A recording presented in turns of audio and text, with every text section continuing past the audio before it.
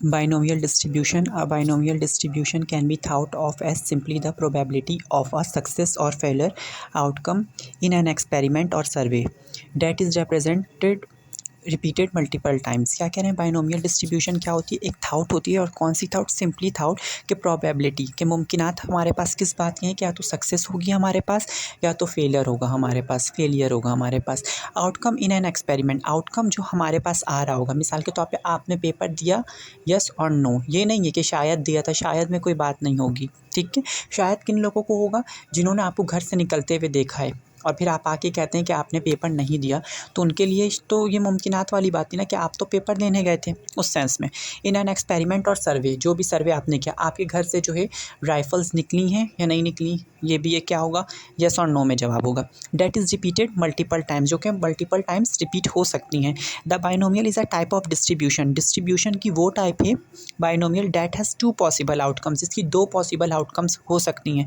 For example, a coin tossed, now it had two possible outcomes, एक coin को आप toss करते हैं तो इस आपके पास कितने पॉसिबल आउटकम्स हैं, सिर्फ और सिर्फ टू पॉसिबल आउटकम्स हैं, पास और फेल, जस्ट लाइक। अब जैसे हेड आ रहा है या टेल आ रहा है, जिसको छोटे बच्चे जो है वो चांद फूल के सेंस में कह रहे होते हैं।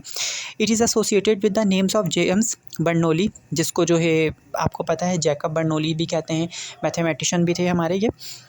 Hence also known as Bernoulli's distribution, जिसको हम क्या कह रहे होते हैं, बर्नौलीज डिस्ट्रीब्यूशन भी कह रहे होते हैं।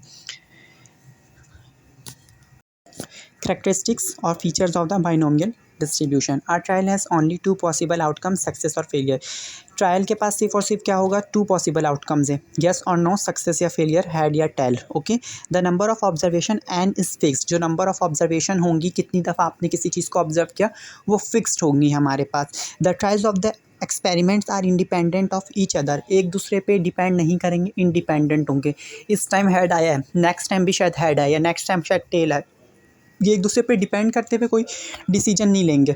If P represent the probability of success, मिसाल के तौर पे हेड जो है वो आपका सक्सेस पॉइंट था, टेल नहीं था, तो हेड को आपने पी से कहा, तो 1 माइनस पी, क्योंकि आपके पास पॉसिबल आउटकम जो है वो 1 है ना, तो 1 minus P is equals to Q is the probability of a failure. मतलब क्यू जो है वो किस तरीके से निकालेंगे, हम 1 माइनस पी करके निकालेंगे, और पी प्लस क्यू हमेशा क्या होना चाहिए, 1 होना चाहिए।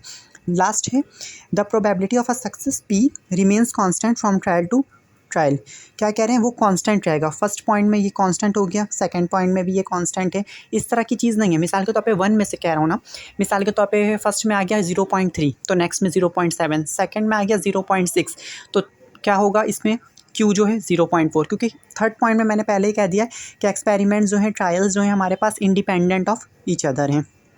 और भी इसके जितने केसेस हैं, क्वेश्चंस हैं, प्रॉब्लम्स हैं, वो भी अपडेट करता रहूँगा सॉल्व करके। लाजमी शेयर कीजिएगा अपने reviews. Thank you so much.